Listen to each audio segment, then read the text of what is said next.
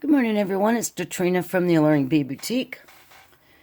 Last month we did a project on the alluringbeadboutique.com blog page, and it was a sunburst necklace. And in one part of the pattern that I made for putting all the components together, I created a little oval effect for the beaded chain using some flat herringbone with two different size beads. This is an example of doing some tubular herringbone with two different size beads. Right here, these are some 8/0s, and the inside beads are 11/0s. And I created this cute little oval component. Then I stitched a beautiful 12mm pearl inside of it.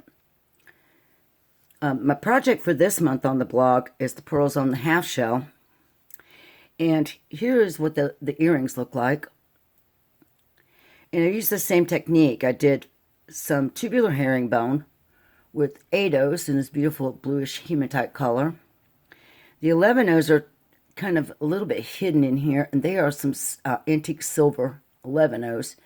But for the pearls on the half shell, you also add a little 15/0 accent bead. And those are the bright silver beads you see going up through here. And it gives that little extra layer of dimension to the beadwork. And then I stitched onto this pearl, and then I do some wire work here to complete the earrings. And in this project, I'm going to show you guys how to make this exact thing, only I'm going to do it on a larger pearl for a pendant.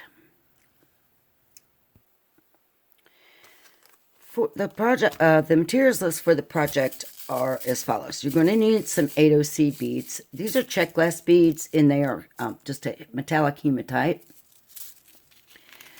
The 11/0 beads are a Toho antique silver galvanized. And my 15/0s are permanent finish Toho aluminum. Going to need a head pin. If you're going to be doing the earrings too, you'll need 3 of the head pins.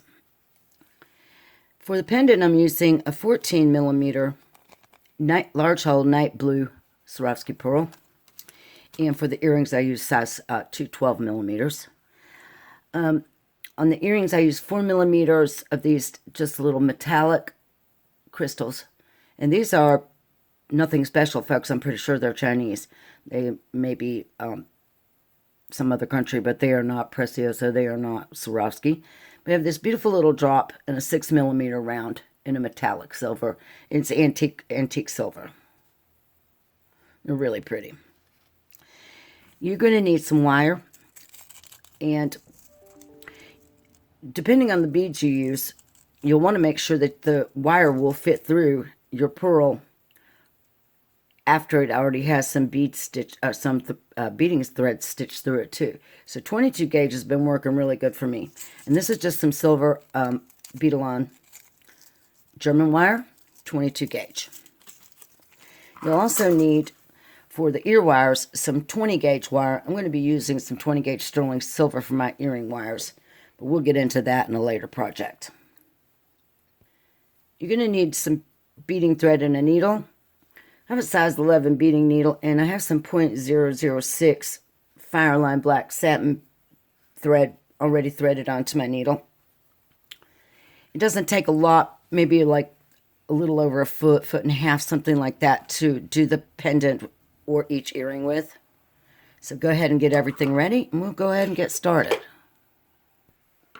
Before we start, I want to point out a couple of things about the earring here and the 12mm pearl. The first time I had made this project a long time ago, and I sold it, so I really only had some photographs to go by to redo the project for you guys. So on the first project, I had used only 12 rows of my tubular herringbone. But when I went to try to construct this time, I changed my mind. Here's a cute little thing I want to show you. On the end of each one of my tubes, you see this beautiful little right angle weave unit of 15/0 seed beads that closes off the end of the tube. So that's something I'm going to show you how to do, because it's really cute. But in this instance, I wanted my wire, when it came down through the beaded component and the pearl and comes out this end. I wanted my wire to be behind that right angle weave unit, so I wound up having to change it up and make 14 rows of the tubular herringbone for these smaller pearls. So on this larger pearl, it leads me to believe I'm going to need, instead of 14 rows, I'm going to be doing 16 rows of my tubular herringbone. So I've got my thread out, and I'm going to start by picking up 4 of my 8OC beads. I'm going to carry them down towards the tail thread here. I'm going to pass back up through 2 of those, the very bottom 2, here by the tail thread. I'm going to pull those through, and I'm going to give myself a little bit more tail here, just enough to tie a knot with. And then now I'm exiting the 2 beads to the right. I'm going to come down through the 2 beads to the left. And then just to cinch this thread in position really well, I'm going to go back up the 2 beads on the right. Now pull nice and snug. And that secures my thread really well and keeps my ladder stitch beads from coming apart so easily. And then I'm going to come right back down these 2 beads on the left again to get into position to add my next 2 beads. So now I have 2 sets of 2 beads here sitting side by side. And those are going to give me the only beads I need for my 8O column. So now I have to add some beads for my 11O column. So I'm going to pick up 2 of my 11Os. My tail thread, or my working thread, is exiting the bottom here of these left side beads. I'm going to come back through those 2 beads from top to bottom. I'm going to pull these 2 little beads into place. Then I need to get into position, so I'll pass right back up those 2 beads. Make sure you get in both of them.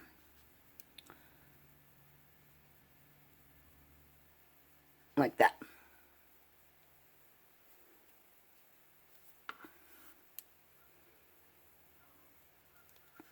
And I need to do that one more time. I need to add 2 more of my 11O beads. So now I'm exiting the top, so I'm going to pick up 2 11Os, and I'm going to come back through these 2 on the base from bottom to top. Then I'm going to pull those in beside the other 2. Then I'm going to pass right back down through those beads from top to bottom. And then I'm going to pull. So now I have 2 sets of 2 11O beads, so that is enough to make my inside column once I form my tube of my 11O beads. Now I'm going to form my tube. So I'm coming out of the bottom of these 11Os. I'm going to go from bottom to top through those 2 8Os there. And when I pull, I'm going to fold these beads over so they sit like this. Then I'm going to pull my thread.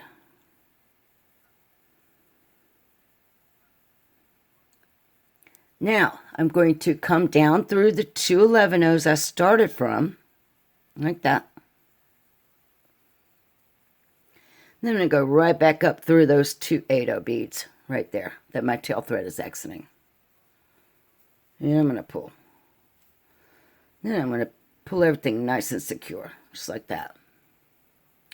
And we're ready to do some herringbone. And because I started my ladder stitch with 2 beads each time, that already gives me 2 rows of 2 rows on my columns. So now I only have to do 14 more rows of herringbone stitch. So I'm going to pick up 2 of my 8O beads. I'm going to pass down through the top bead to the right. My working thread is exiting on the left because I'm left-handed. So I'm going to pass down just through 1. And then I'm going to position those beads so that they sit on top of these below. And it looks like a little column. I'm going to roll this around just a little bit to the side. I'm going to pick up a 15O bead. I'm going to pass up through just the top 11O bead. And make sure my little 15O sits in there looking decent, which right now it wasn't. You can feel it pop when it pops into place where it needs to be. So now I'm ready to do a row of 11 O's. So I'm coming out of the top 11 O on the left. I'm picking up 2. I don't like that one. And I'm going to stitch down the 1 bead to the right here. Pull that. Make sure my beads sit like they should, looking nice and straight on top of the ones below. I'm going to roll it around and pick up a 15-0. Now this is the end of our round. So this time, instead of stepping up 1, we're going to step up through the 2 8-0s. So we're going to finish up by, we're coming out of that bead here, second one down. So we have to go up through the second one down, plus the one we added at the beginning of the round. Then I pull that little 15-0 into position, just like I did on the other side. It's pretty simple. So basically, I'm going to show you a couple more. Now we're back around to doing our 8-0. So I'm going to pick up 2 8-0s. I'm coming out on the left, so I'm going to go down 1 bead on the right. So here we go. Down 1, roll it over, and pick up the 15-0. Then we stitch up 1 of our 11-0s. We pick up 2 11-0s. We stitch down 1 on the right there. We pick up our 15-0 and we stitch up 2. So it's down 1, up 1, down 1, up 2. That's the mantra. And pull the little 15-0 in. So again, pick up 2, down 1.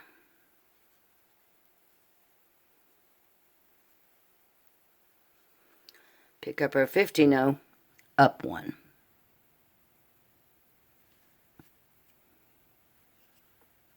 Pick up our 11-0s, down 1.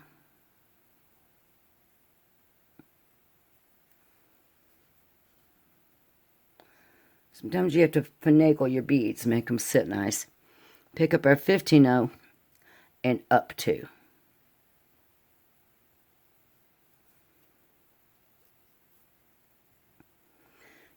As you work, you want to make sure your little 15-0s line up in a nice little line on the side. Just like that. All right, one more time. So we're coming out of our 8-0s. We're at the beginning of our round. So we're going to pick up 2, and it's down 1 to the right. Maybe to the left if you stitch in that direction. Pick up a 15, up 1.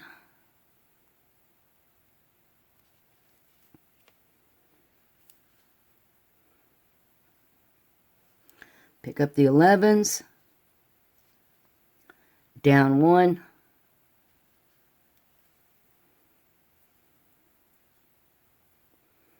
pick up the 15 and up 2.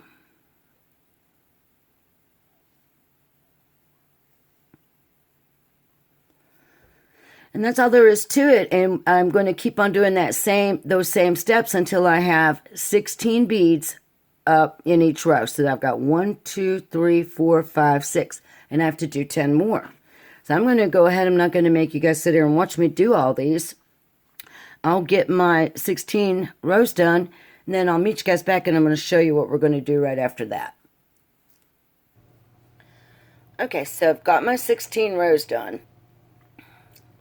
And if you'll notice along the side that you'll have your little 15-0 sitting in between each row except for this last one.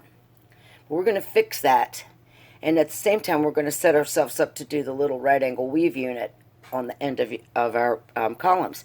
So we're going to use 15-0s here. We're coming out of the left side of our 8-0 column. Pick up a 15-0.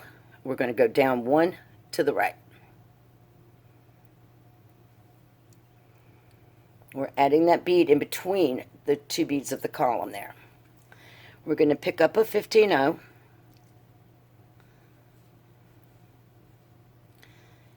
And we're going to go up one here of our 11-ohs. We're going to correct that one spot where we needed that additional bead. Right there.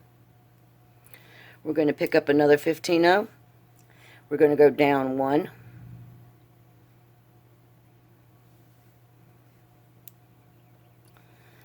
And if the beads wiggle around a little bit, you can always just put your finger over them and give a little pull like that to straighten them back up. So now we have a 15-oh here between those two beads. We have a 15-oh here between the two beads of our 11-oh column. We're going to pick up one more 15-oh, and we're going to go up the one bead here of the 8-ohs. And that will add our little 15-oh that we needed on this side. So now we're all set with our 15-ohs along the sides of our two columns. And now we have these cute little 15-ohs sitting here in between the beads of our column on the 8-oh side and on the 11-oh side. So let's go through the one here on the 8-ohs. And I'm going to flip this around so you can see a little bit better. So now I'm going to pick up a 15-oh. And my thread is exiting here to the left. I'm going to go through the bead sitting on the 11-oh column right there, from left to right. I'm going to pull that into position, and I'm going to pick up one more 15-oh. So now my thread is exiting to the right. I'll need to go through the bead between my 8-ohs there, from right to left, and I'm having trouble seeing, but there we go.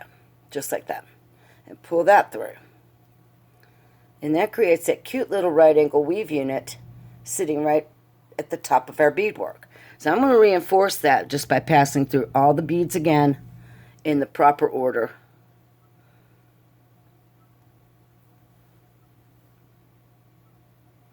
Stitching through all four of those little beads one more time, and when I finish I should be exiting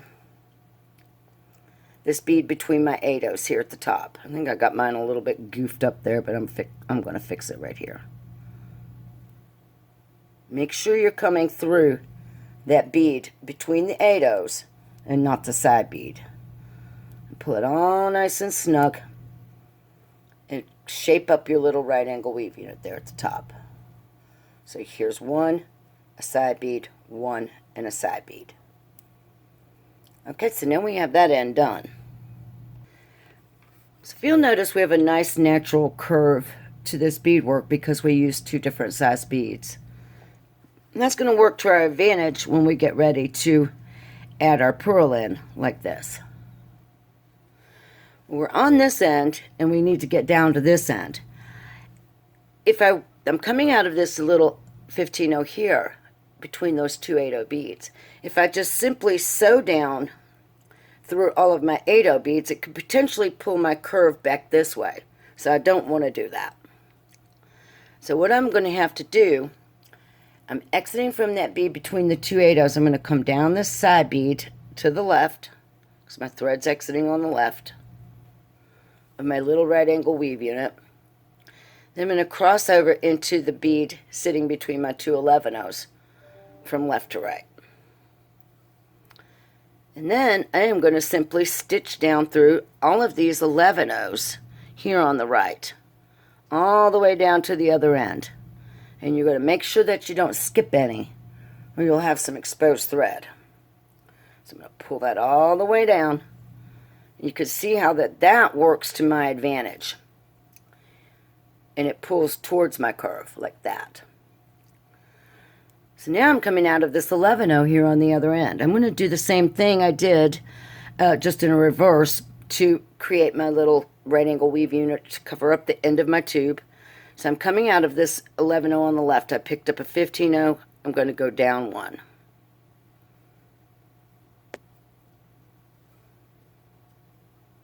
Then I'm going to pick up a 15-oh and go up one. Actually, I'm not picking up a 15-oh here. I'm sorry.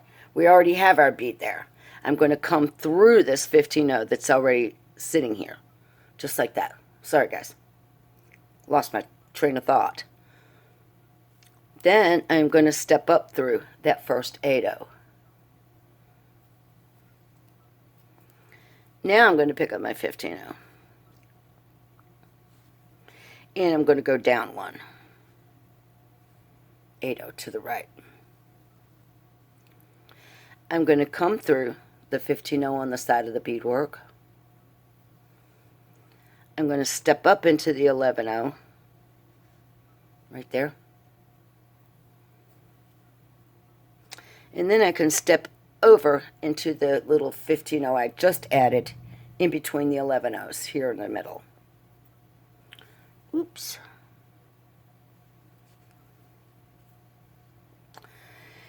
And now I'm going to use these 2 beads we just added to do my right angle weave, and I only have to add 2 because I already have 2. So I flip my work around, and my working thread is exiting to the right of this little 15-0 between the gray beads. I picked up my 15-0. I go through the 1 between the blue beads from left to right. Then I'm just going to turn my work around because it's easier. I pick up my next 15-0. So I turn my work, the thread's exiting to the left, so I go through the bead here between the gray beads from left to right again. And now I have my cute little right angle weave unit there covering up this end of my beadwork. So now I just reinforce. I go up the bead on the side here, over through the bead sitting between the 2 blue beads, come down the bead on the left hand side right there, and then pass right back through the bead sitting between the gray beads one more time right there. And so that ends me up exiting to the right hand side of that little 15-0 sitting between these 11-0s here. So then I'm going to step down this gray bead on the right. So I'm going to come right down into that tubular herringbone, just 1 bead. And I'm going to pull that through. And then I'm going to add my pearl. So kind of flip my work over a little bit so that now my working thread is on the left. So I'm going to pick up my pearl and pass right through it. So I'm exiting from that 11-0 on the left. I'm going to go up through the 11-0 on the opposite side of my beadwork on the right. And I'll pull that little pearl in. Then I'm going to come down the 11-0 right here. You can pass through your 15-0 if you'd like, but your working thread will actually position itself below it because the herringbone stitch was there first. Either way you want to, just come down the 1 bead on the left-hand side. And it doesn't matter if your pearl's a little bit loose. It actually helps you right now for it to be a little bit loose. You'll tighten it up in a second. Then we're going to come through the pearl again. So the last bead we were exiting was this 11-0 on the left. So we know we need to cross over and put a thread here on this bead. So I'm crossing right back over. I flip my work a little bit and going up through the bead on the other side. When I pull, I want to make sure my working thread doesn't get hung up down here. So let's bring it up and pull it all into position. And then we're going to start tightening the beadwork around the pearl. Just like that. And then I'm going to reinforce all of that one more time. This time I'll pass through the little 15-0 just to show you. You would just go through the 15-0 sitting there between the gray beads. We'll pull it through. We're going to come down 1 bead, one of our 11-0s here on the right. I'm going to come through this pearl, watching my working thread, make sure it doesn't get hung up on my beadwork. So I was on the right. So I need to come up the gray bead here on the left, pulling, making everything nice and snug. Can come through that 15-0 again on this end from left to right. Then I'll step down one of my 11-0s on the right.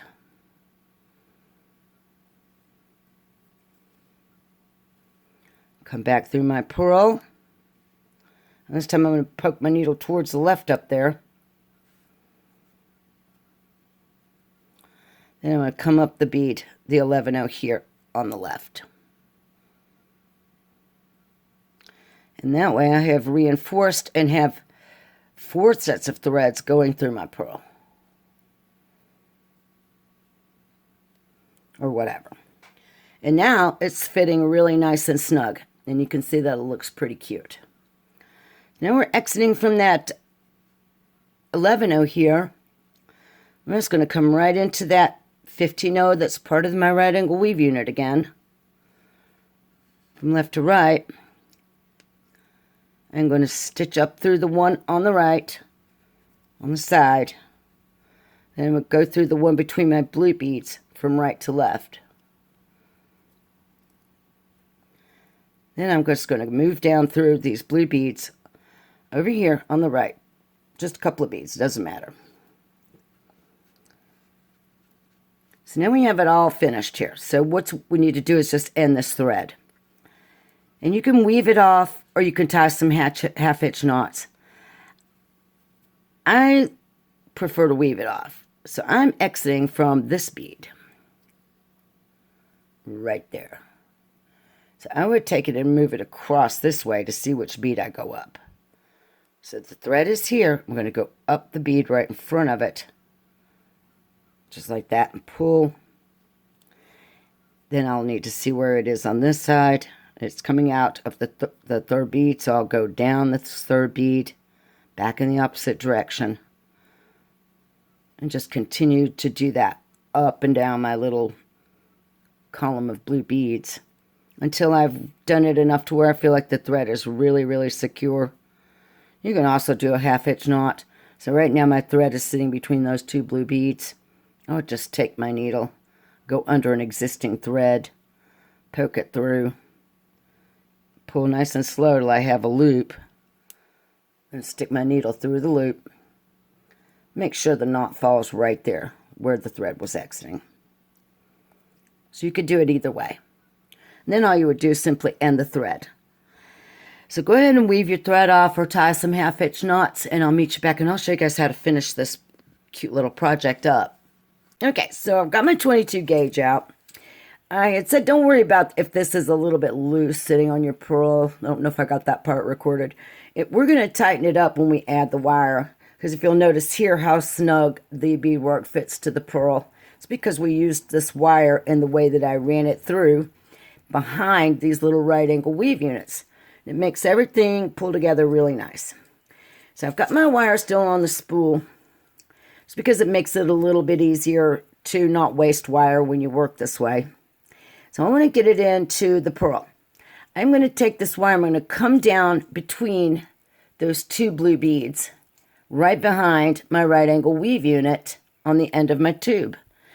I'm going to come through there, and then I'm going to come through my pearl. Before I push really far, I'm going to use my finger on the other end to make sure that the wire comes up in the same position here, behind the little 15-0s and in between the 2 blue beads here of the last row on our tubular herringbone. Then I'm just going to push it on up in there. I'm going to pick up, similar to what I did here, only using a bigger bead. So I'm going to pick up an 8-0. Then I'm going to pick up a 15-0. And you might have to try a couple to get them to get one that fits on your wire nice. And we'll slide down where it needs to go. I might have a little bit of a snag here on the end of my wire. Sometimes you can get them on there, and sometimes you have a little struggle. Anyhow, so I'm picking up an 8-0, a 15-0. Then I'm going to pick up my 6-0, my size 6 crystal, and then another 15-0. So it's Murphy's Law of YouTube's videos that whenever you're trying to do something on air, you always run into a problem. So I finally got my beads on. So I have an 8-0. First I put my wire through my component. I picked up an 8-0, a 15-0. Then I picked up my 6mm crystal and one more 15-0. And I'm just going to move them down out of my way. So we're going to make a wire wrapped loop on this end of our wire. I am going to use my round nose pliers, my chain nose pliers, and my flush cutters, and probably another pair of chain nose pliers while I do this. What I'm going to do is I'm going to take my little ruler here, and I'm going to measure myself about 1.5 inches right here. It's a pretty good measurement to use where you don't have a lot of waste. Then I'm just going to take my chain nose pliers and grab that wire right there at that mark. I'm going to take my thumb and I'm going to bend that wire forward till I have this cute little L shape like that. Then I can pick up my round nose pliers. And if you'll notice, I have my round nose pliers marked so that I can make the same size loops each time. And I'm going to take my wire and I'm going to lay it right across that mark. And I'm going to bring the, the pliers closed. Just like that. Then I'm going to take my finger here on the back. And I'm going to push this wire up and over around my pliers until the two wires meet like that. Then I'm going to open my pliers and roll them around, but I'm going to make sure that my loop stays on that mark right there. Close them back up. Then I'm going to continue on with my wire. I got off a little bit here until I come across the previous wire and then back in an L shape on the other side like that. I'm going to take this round nose plier out of the mix. Then I'm going to pick up my chain nose pliers. I'm going to use this pair to hold my little loop I made. And I'm going to grab that loop as close as I can to where I broke the neck and the wire crossed back over. It's called breaking the neck. So here I am around here, and I'm going to grab up my other pair of chain nose pliers. I'm going to start wrapping. My wire running this way has crossed over the top of this wire. So I know my first round I need to go under. So I grab this. I'm going to go under as far as I can go comfortably, is staying in alignment with this pair of pliers. This line here is the line I'm trying to follow with my wraps. I'm going to reach under and grab my wire and bring it up. I'm going to bring it back across, try to stay as close on the line like that as I can. And if I have to, I can come on this side and bring it on down and back around like that. And I'm going to reach under and come back up. So that is 1.5. And then this would make 2. So now I have 2 wraps. I'm going to do one more half of a wrap. I'm going to grab my wire, come under, reach around under, and bring the wire back over to this position here. And then I'm going to stop. I'm going to lay those down, and I'm going to grab my flush cutters. On your flush cutters, here's what they look like from this angle. The name is here, the Beadsmith, so I'm calling this the top of my cutters, which I always do. And then this flat part is the back. When you're cutting away your excess, you want the part you're going to throw away to be coming to the top of those pliers. You want the part you're keeping to be closest to the back of your pliers. We'll go ahead and take our pliers and get it in there as close as we can and snip off our excess. And get rid of that. Now before we move our beads up, if you've got any little sharp edge here, you'll just want to take your chain nose pliers and you'll want to work with those until you can push that little piece. See how I'm rolling that around like that? Until it rolls into position under all the other wires and you don't have any sharp points. So now that's good. I don't feel anything. So now I can slide all my beads and my little component back up to this end. And now on this end, I'm going to do the exact same thing, only I'm not going to put a crystal at all. I'm just going to use a 1/8 and 1/15. So I'm going to go ahead and snip off and leave myself I probably don't really need a whole 1.5 inches this time, but I like to have enough to work with so that it doesn't, so I don't run out of wire or make it really hard to wrap. And I don't mind throwing away a tiny bit. So I'm going to leave myself about a 1/2 inch. And if you'll notice when I'm grabbing this, the back part of my pliers is facing towards the wire I'm keeping. And then I snip. And I can move my wire out of my way. So now we have this. I want my loop on this end to go the same way as this loop is going here. So I'm going to hold my work like this. And if I mess up, it's okay because it's really easy to fix. But anyhow, I'm going to take my chain nose pliers again. And I'm going to, oops, I got to put my beads on. Sorry, folks. Let's get our beads on. We're going to pick up our 8/0 and we're going to pick up a 15/0.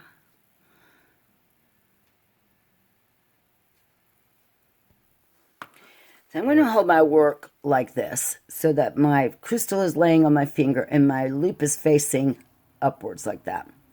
I'm going to grab my wire on the other end right above my 15/0 seed bead like that, and then I'm going to push the wire over and form my L just like we did previously, just like that.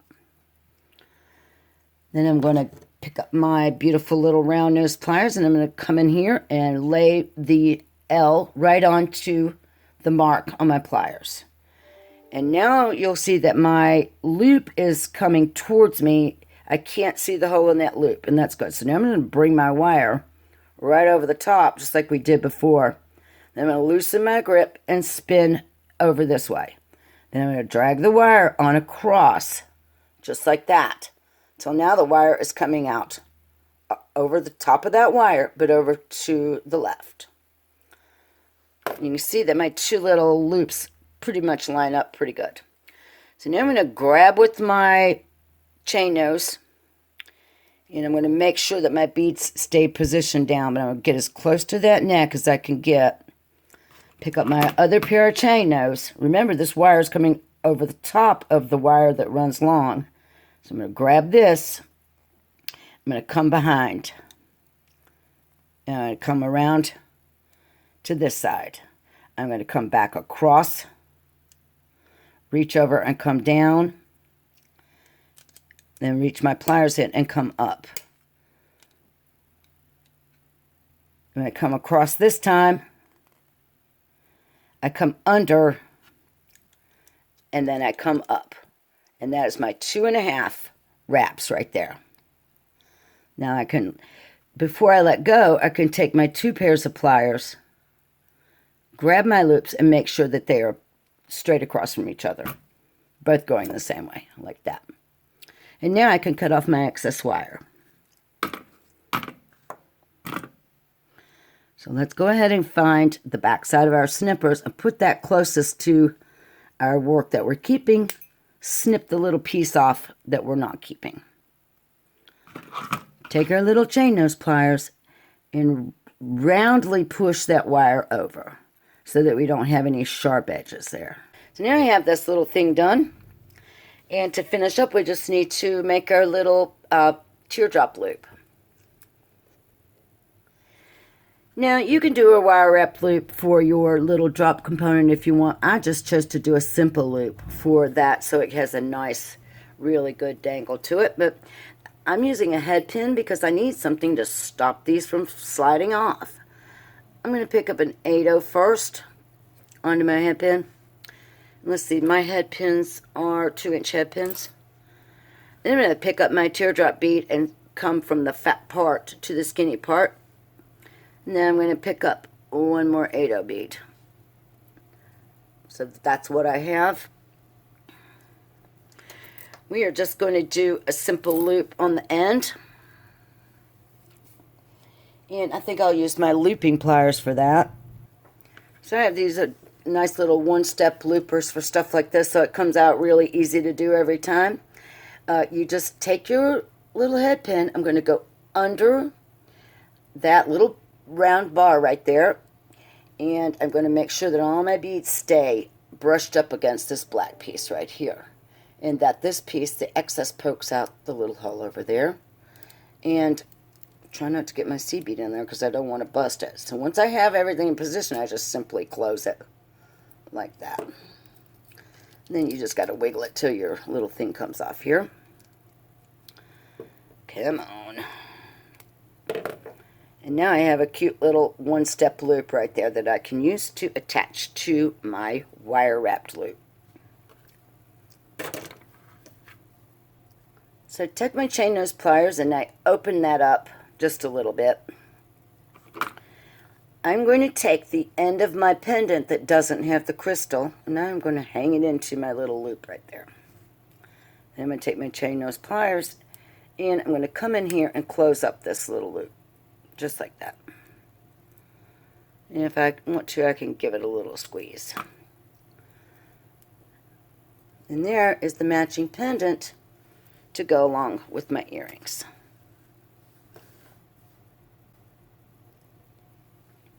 So you have two options for how to use your pendant. You can turn your wire wrap loop this way and simply run a chain straight through it. You can turn it back this way and then connect a bigger jump ring, run your chain through the jump ring. There's a million options of how you can do this, but that is how I'm going to proceed for now. I'm not going to add my chain just yet because I'm not done with this project. For the earrings, it's the exact same technique. The only difference is that I started with 14 rows of my tubular herringbone. On the pendant for the bigger pearl, I did 16. I used 4mm crystals here. On this one, I used 6. Everything else is exactly the same. The wire wrapped loops here at the top, wire wrapped loops here, simple loops on the dangles down there. In a separate video, I'm going to be doing the ear wires because I want to do a fresh one for my blog. I'm thinking I'm going to do a beaded link video to spruce up the chain that I want to make to go for the pendant. So look forward to those coming really soon. All right, folks, that's it for now. This is actually, meant to be a companion for the blog post that I'm writing up for the pearls on the half shell. So if you want to check out the rest of it, or if you'd like to see how it all plays out in writing form, head on over to the AlluringBeadBoutique.com and check that out. I got some great new patterns out this month. I got a new necklace, the Wild Roses Vine necklace video coming to you here on YouTube, which is just an adaptation of Donna Graves' bracelet. I just used some different size beads and used some different color beads too to change it up and make a necklace for a friend of mine.